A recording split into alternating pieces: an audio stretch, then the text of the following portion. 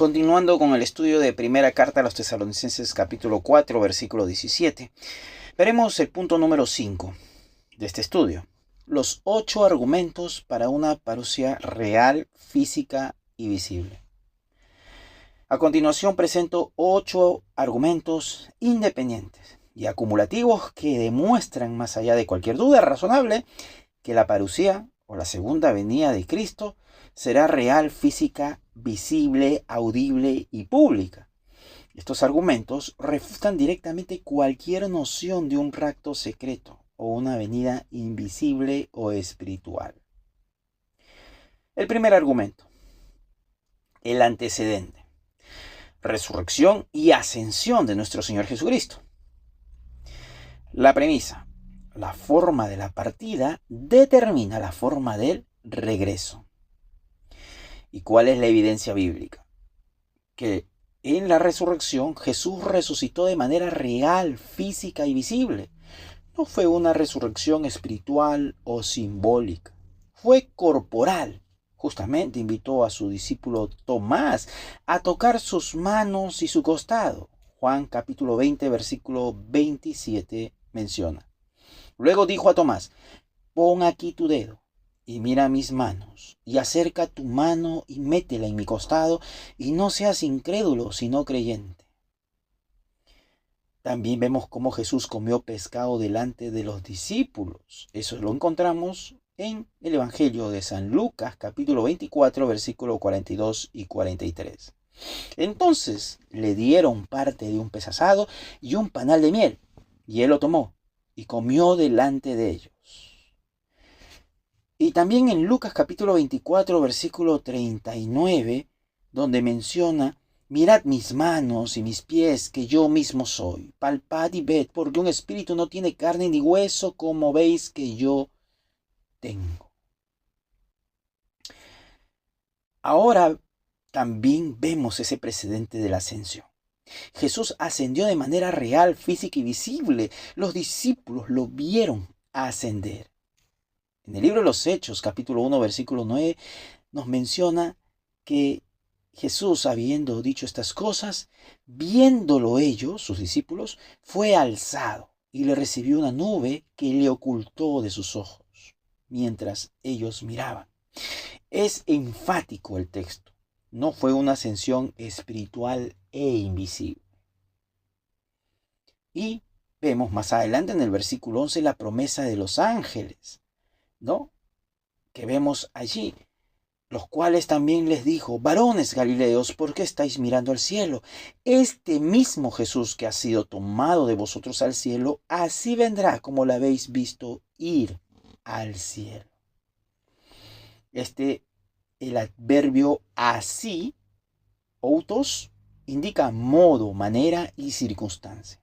Así como se fue visible, física y personalmente, así, o sea, de esta misma manera, regresará o volverá. ¿Y cuál es la conclusión aquí? Que el patrón es consistente. La partida visible, el regreso también será visible. No hay ninguna razón bíblica para pensar que el regreso sea diferente de la partida. La pregunta. ¿Resucitó y ascendió de manera real, física y visible nuestro Señor Jesucristo? Sí, por lo tanto, su parusía o su venida será igualmente real, física y visible. El segundo argumento, la definición de parusía. La premisa, el significado de la palabra parusía en el Nuevo Testamento determina su naturaleza. Y la evidencia bíblica es que la palabra parusía en el griego aparece 24 veces en el Nuevo Testamento. Su significado básico es presencia. Y esto es en contraste justamente con apausia, que es ausencia. Veremos algunos ejemplos. 1 Corintios 16, 17. Pablo se regocija por la presencia o la parusía de Estéfanas, Fortunato y Acaico. ¿Fue una presencia invisible? No, fue una llegada real y visible de personas. Según de Corintios capítulo 7, versículos 6 y 7. Pablo habla de la presencia, parusía, de Tito. Nuevamente, una presencia física y real que trajo consuelo, la de Tito. Segunda de Corintios capítulo 10, versículo 10. Pablo contrasta su ausencia, su apausia, con su presencia, parusía.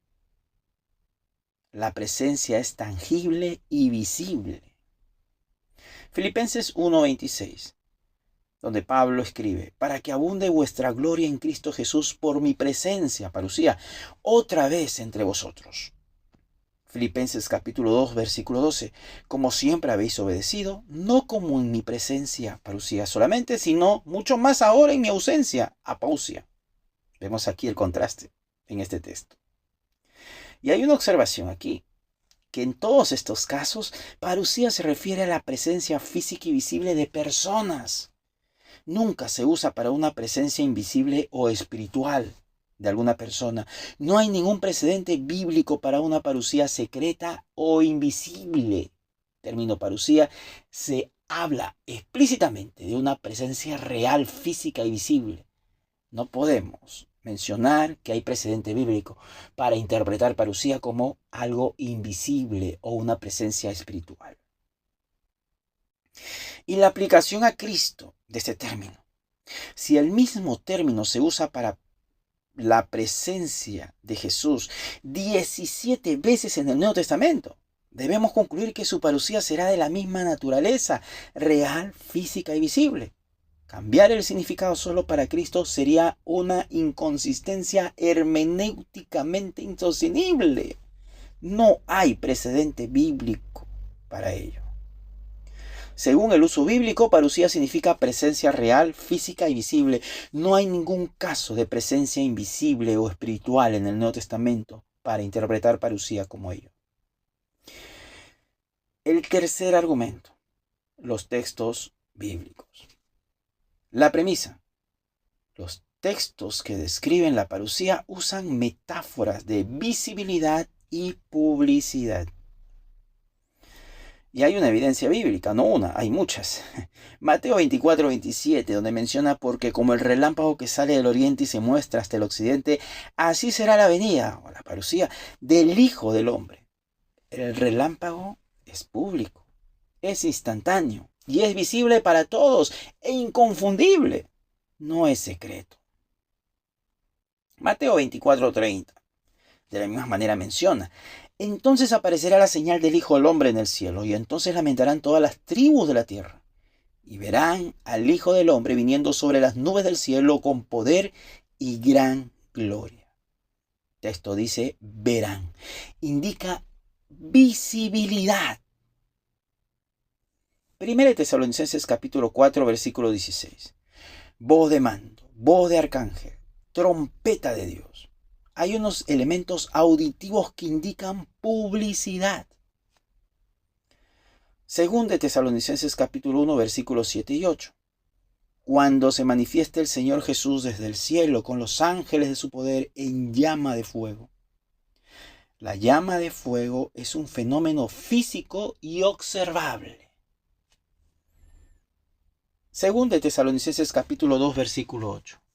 A quien el Señor matará con el espíritu de su boca, destruirá con el resplandor de su venida. Parusía se menciona aquí.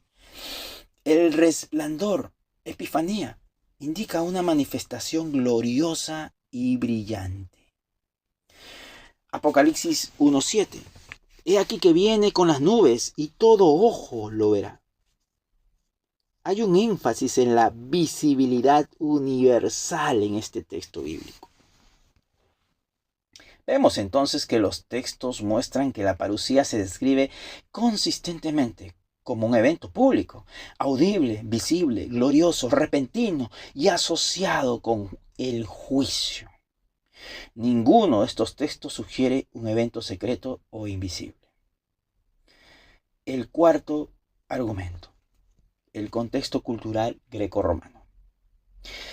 La premisa. Los lectores originales del Nuevo Testamento entendieron que parusía en su contexto cultural con mucha claridad.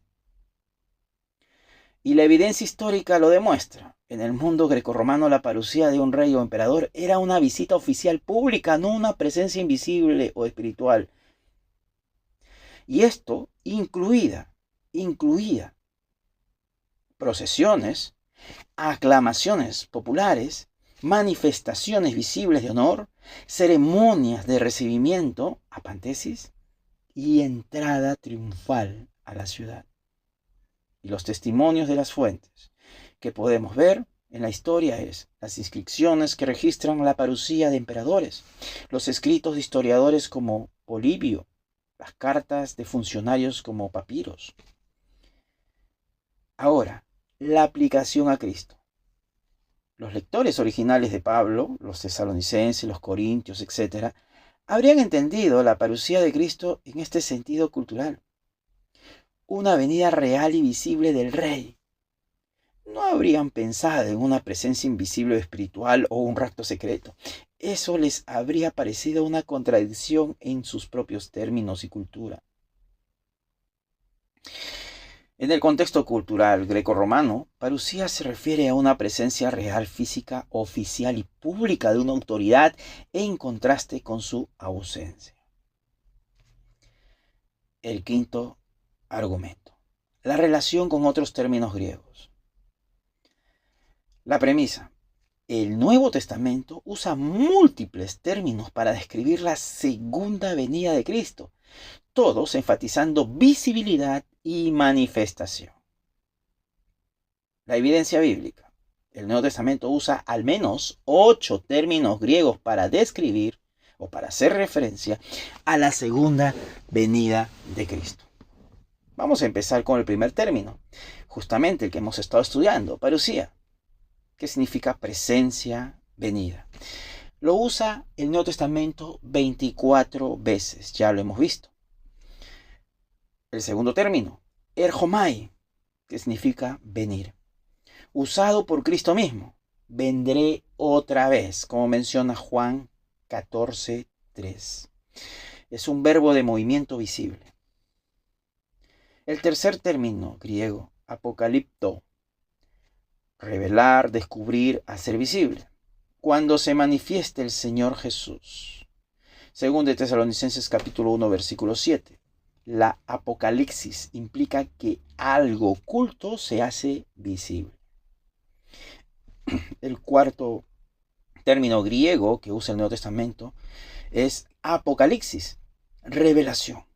El título justamente del libro de Apocalipsis es Apocalipsis Eus Christos, la revelación de Jesucristo. La segunda venida es una revelación, no un ocultamiento. El quinto término griego que usa el Nuevo Testamento es epifanía, que significa manifestación, aparición gloriosa.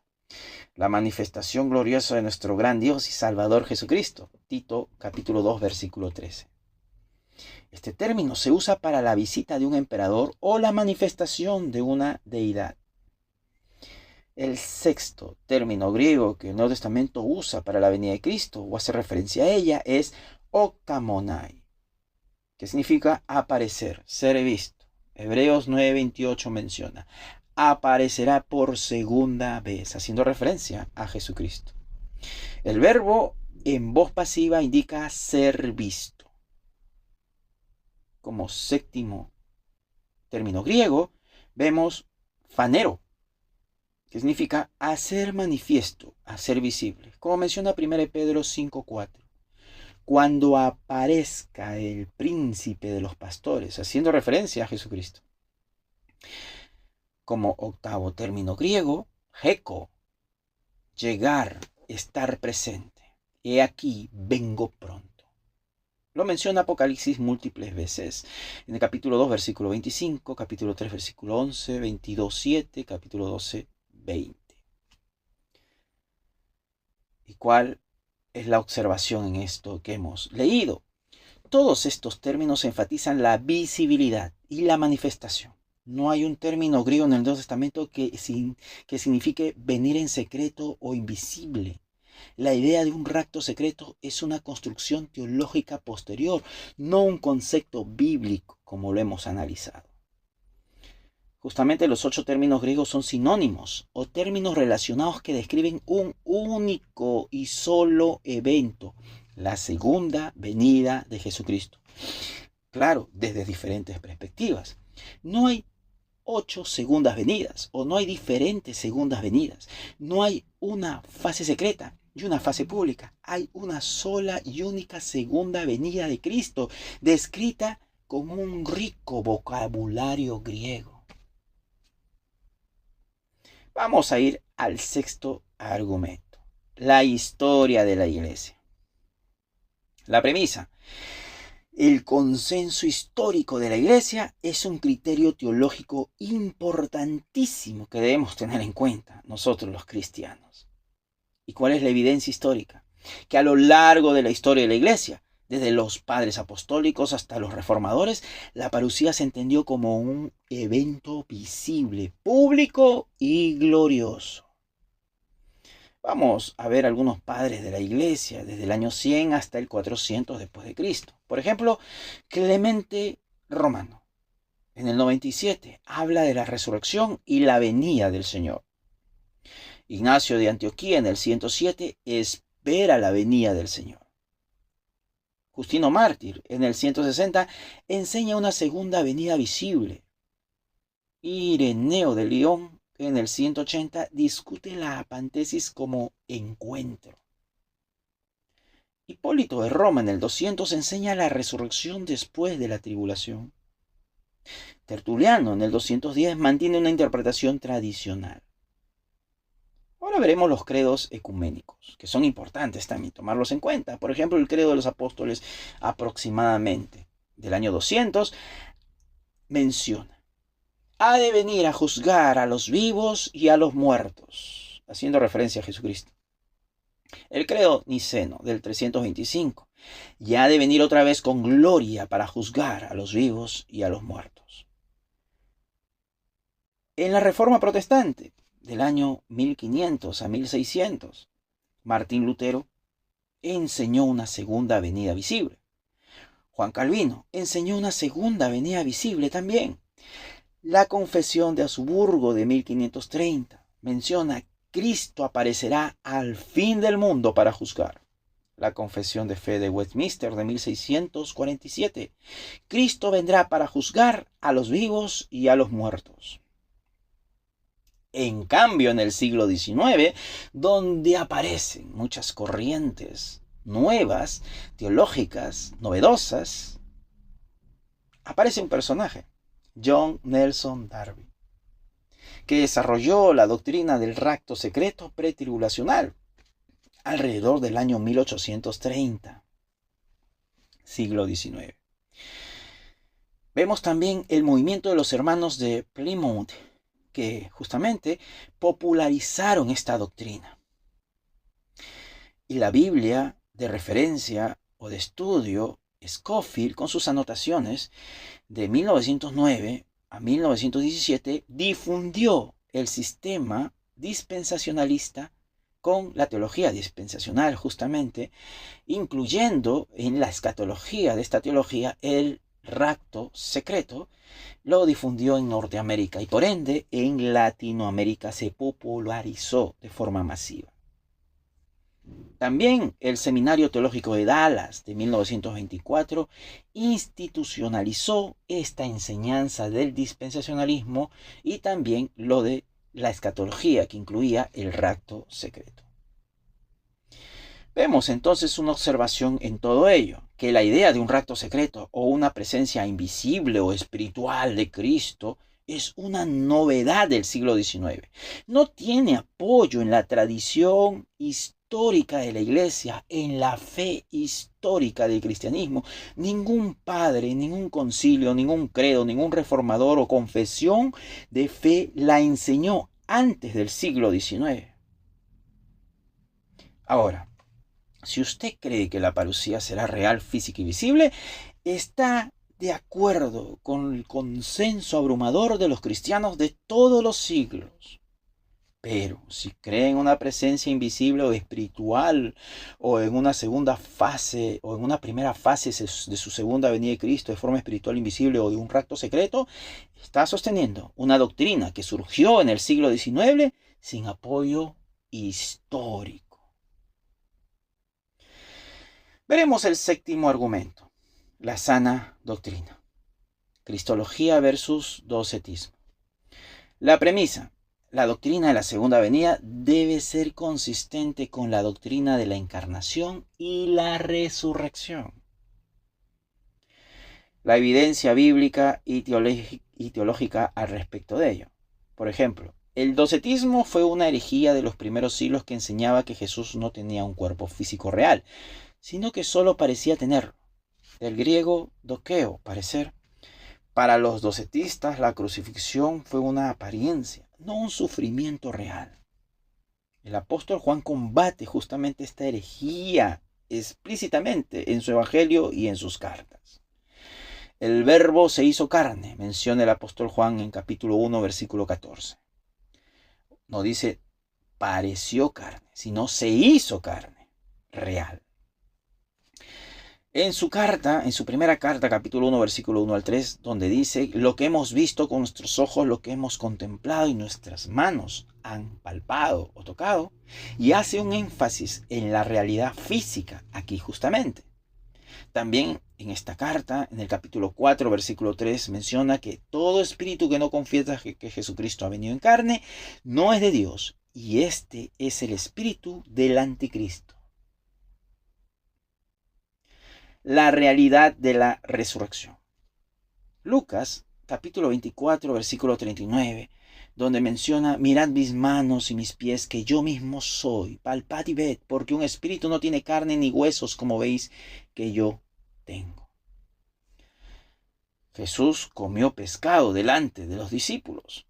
Eso lo leímos en Juan capítulo 24, el versículo 42 al 43. ¿Y cuál es la aplicación a la parucía? Si alguien afirma que la parucía de Cristo será invisible, espiritual, secreta y no física, está cometiendo un error similar al docetismo. Está espiritualizando un evento que la Escritura presenta como real, física y visible y corporal. Está diciendo en esencia que Cristo vendrá como un espíritu o como una apariencia, no como el mismo Jesús resucitado y glorificado que ascendió a los cielos. La venida de Cristo será real, física y visible. Cualquier otra respuesta que niegue la realidad física y visible de la parucía se acerca peligrosamente a la herejía docetista, que niega la realidad de la carne de Cristo en su encarnación, resurrección y venida final. Veremos por último el octavo argumento, el argumento cronológico, la contradicción interna del rapto secreto. La premisa: el rapto secreto pretribulacional contradice la enseñanza de Cristo sobre la incognoscibilidad de la fecha de su venida. ¿Y cuál es la enseñanza de Cristo? Justamente Marcos capítulo 13, versículos 32 y 33 lo menciona. Pero de aquel día y de la hora nadie sabe, ni aun los ángeles que están en el cielo, ni el Hijo, sino el Padre. Mirad, velad y orad, porque no sabéis cuándo será el tiempo. También Mateo 24, 36 menciona: pero del día y la hora nadie sabe, ni aun los ángeles de los cielos, sino solo mi Padre. ¿Y cuál es la enseñanza del dispensacionalismo pretribulacional? Según esta doctrina, ellos dicen: 1. Que el rapto ocurre antes de la tribulación. 2. Que la tribulación dura 7 años. 3. Que la segunda venida visible, en su segunda fase, ocurre exactamente 7 años después del rapto, o sea, de su primera venida invisible o espiritual en su primera fase. ¿Y cuál es el problema lógico aquí? Supongamos que el rapto ocurriera en este año, 2026. Las personas que se quedan, sean tibios, incrédulos o no arrebatados, podrían hacer un cálculo simple y sencillo. Por ejemplo, el rapto ocurrió en el año 2026. La Biblia, según la enseñanza dispensacionalista, dice que la tribulación dura 7 años. Por lo tanto, la segunda venida visible de Cristo ocurriría en el 2033, 7 años después de ocurrido el rapto. ¿Qué implica esto? Si alguien puede calcular la fecha de la segunda venida en su segunda fase, ¿no? Como dice el sistema dispensacionalista, 2026 más 7 es igual a 2033. Entonces sabe el día y la hora aproximadamente y con certeza el año. Pero Jesús dijo que nadie sabe el día ni la hora. No dijo nadie sabe excepto los que hagan cuentas después del rapto. Dijo nadie sabe el día y la hora y ni siquiera el tiempo. No sabéis cuándo será el tiempo, dice el versículo 33 del capítulo 13 de Marcos. Y punto. Vemos aquí una contradicción insalvable. Vamos a ver dos afirmaciones. La afirmación A, el rapto pretribulacional. El rapto ocurre antes de la tribulación. 2. La tribulación dura 7 años. 3. La venida visible ocurre exactamente 7 años después del rapto. Esa es la afirmación A, según el sistema dispensacionalista del rapto pretribulacional. Ahora veremos la afirmación B. La incognoscibilidad de la fecha, el que nadie sabe el día ni la hora de la venida de Cristo. Vemos aquí, si A es verdadera, entonces B es falsa, porque si alguien presencia el rapto o incluso lo deduce por la desaparición masiva, puede calcular la fecha de la venida visible sumando 7 años, y simple y sencillo. Pero si B es verdadera, entonces A es falsa. Porque si nadie puede saber el día ni la hora, entonces no puede haber un evento secreto que sirva como marcador cronológico para calcular la venida visible o en su segunda fase de Jesús. Vamos a ver una posible objeción y su respuesta. La objeción que se podría dar es, bueno, el rapto es tan secreto que nadie se dará cuenta. No habrá desapariciones masivas visibles. La gente pensará que fue un accidente. No sabrán que comenzó la tribulación. Vamos a darle respuesta a esta posible objeción. Primero, si el rapto es tan secreto que nadie lo nota, entonces el propio creyente tampoco lo notará. ¿Cómo sabría que fue arrebatado? ¿No sería más bien una muerte súbita o un desmayo? La propuesta es absurda. Segundo, incluso si el rapto fuera secreto, como se dice, en el sentido de que los incrédulos no entienden lo que pasó, los que se quedan, pero son tibios, o sea, los que se quedan, es decir, creyentes nominales, sí sabrán la profecía. Ellos han oído el Evangelio. Saben que según los dispensacionalistas, después del rapto viene 7 años de tribulación. Ellos podrían hacer cálculos. Tercero, la Escritura dice que la venida de Cristo será como el relámpago. El relámpago es visible para todos, no es secreto. Y si es visible para todos, entonces todos sabrán que Cristo ha venido. No habrá duda de ello. Cuarto, el mismo apóstol Pablo en 2 Tesalonicenses capítulo 2, versículo 1 al 2, corrige a los que pensaban que el día del Señor ya había llegado. Vamos a ir al texto y lo vamos a leer. Pero con respecto a la venida de nuestro Señor Jesucristo y nuestra reunión con Él, os rogamos, hermanos, que no os dejéis mover fácilmente de vuestro modo de pensar, ni os conturbéis ni por espíritu, ni por palabra, ni por carta, como si fuera nuestra, en el sentido de que el día del Señor está cerca. Ojo que en el versículo 1, hablando de la venida, el término que usa aquí es parusía. El mismo corrige a los que pensaban que el día del Señor ya había llegado. Si el rapto fuera secreto y luego viniera una tribulación de 7 años antes de la venida visible, Pablo no habría tenido que corregir a nadie sobre la inminencia del día del Señor. Más bien, habría dicho, no se preocupen, primero viene el rapto secreto, que ustedes no verán, luego 7 años de tribulación y después la venida visible.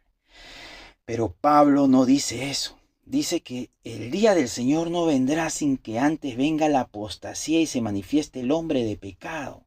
como lo menciona justamente el versículo 3 que continúa hablando de ello. Nadie os engañe en ninguna manera, porque no vendrá sin que antes venga la apostasía y se manifieste el hombre de pecado, el hijo de perdición. No hay una separación de 7 años. Ahora, si el rapto secreto pretribulacional fuera cierto, entonces los que se quedan sabrían exactamente cuándo vendría Cristo visiblemente. 7 años después, contradiciendo directamente a Marcos capítulo 13, versículos 32 y 33. Por lo tanto, el rapto secreto pretribulacional no puede ser cierto.